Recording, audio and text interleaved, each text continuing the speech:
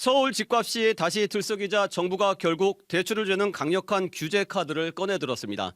수도권과 규제 지역에서의 주택담보대출은 최대 6억 원으로 제한되고 수도권 주택 보유자의 담보대출은 막히는 건데요. 정부가 초유의 대출 규제에 나섰다는 평가가 나옵니다. 자세한 규제 내용 경제부 임민정 기자와 짚어보겠습니다. 안녕하세요. 네, 안녕하세요. 네, 새 정부 들어 첫 가계부채 대책이 나온 건데 주택담보대출 증가폭이 과하다고 보고 기준을 강화한 거죠? 네, 그렇습니다. 금융위원회는 오늘 오전 국토교통부 등 관계기관과 긴급 가계부채 점검회의를 열고 초강력 대출 규제 방안을 발표했습니다. 불어나는 가계대출 증가세가 꺾이지 않자 이렇게 대책을 내놓은 겁니다. 네. 최근 금융권 가계대출은 집값 상승 기대 심리와 맞물리면서 빠르게 늘고 있습니다. 4월엔 5조 3천억 원, 5월엔 6조 원씩 불어났고 이번 달에도 증가 추세입니다. 또 특히 서울 집값이 꿈틀대며 거래량이 늘자 수도권을 중심으로는 주택담보대출이 크게 확대됐는데요. 상황이 이렇다 보니 정부가 규제책을 들고 나온 겁니다. 네, 그렇군요. 정부가 가계대출 관리를 강화하기 위해 초강수 대출 규제책을 내놓은 건데 주택담보대출 한도를 제한한 부분이 눈에 띄네요. 네, 그렇습니다. 불타는 서울 집값에 정부가 초유의 대출 규제책을 쓴 건데요. 이번 정부 규제책은 과도한 대출을 막고 실수요가 아닌 경우 대출을 제한하는 데 초점이 맞춰졌다고 볼 수 있습니다. 네. 우선 수도권과 규제 지역에서의 주택담보대출 한도를 6억 원으로 제한했습니다. 10억짜리 집을 사든 30억짜리 집을 사든 6억 원을 넘겨 대출을 받을 수 없는 겁니다. 또 6억 원은 서울 아파트 평균 매매가의 절반 수준인데요. 정부는 서울 수도권의 주택가격 수준과 금융권 대출을 이용하는 정도 등을 고려해 그 기준을 정했다고 설명했습니다. 네, 정부가 주택담보대출에 제한선을 둔 건 이번이 처음인 거죠? 네, 정부가 소득이나 집값과 무관하게 대출 한도를 제한한 것은 이번이 처음입니다. 이른바 영끌을 차단하겠다는 의지로 풀이되는데요. 서울 강남권과 마용성 등 일부 지역에서 고소득자가 10억, 20억 이렇게 거액 대출을 받아서 고액의 아파트를 매매하고 이 같은 거래가 집값을 다시 밀어올리는 이런 사례를 막겠다는 것으로 보입니다.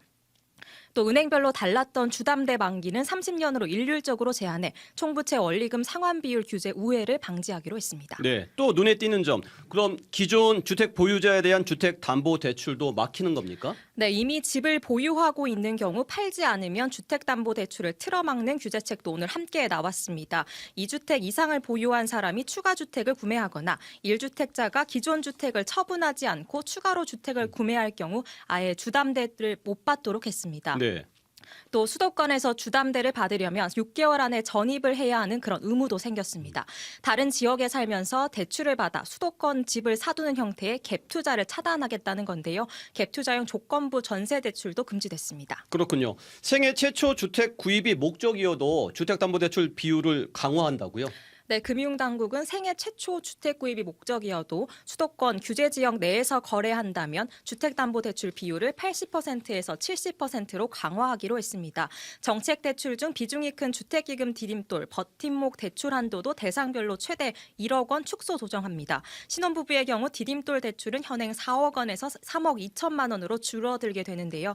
전세대출 보증 비율도 현재 90%에서 80%로 더 낮춥니다. 이 같은 조치는 대부분 내일부터 바로 시행됩니다. 네, 내일부터 시행되는군요. 가계대출 증가를 막겠다는 정부의 의지가 강고한데 금융권이 내줄 수 있는 대출 총량도 줄이기로 했죠? 네, 금융권이 내줄 수 있는 대출 총량도 하반기에 반토막이 났습니다. 전 금융권의 가계대출 총량 목표를 하반기에는 당초 계획 대비 50% 수준으로 감축하겠다는 건데요. 연간 기준으로 보면 25% 줄어들 예정입니다.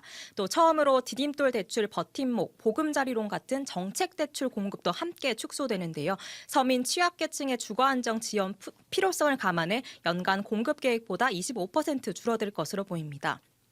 또 현재 지금의 전체 가계대출 규모는 약 1,800조 원인데요.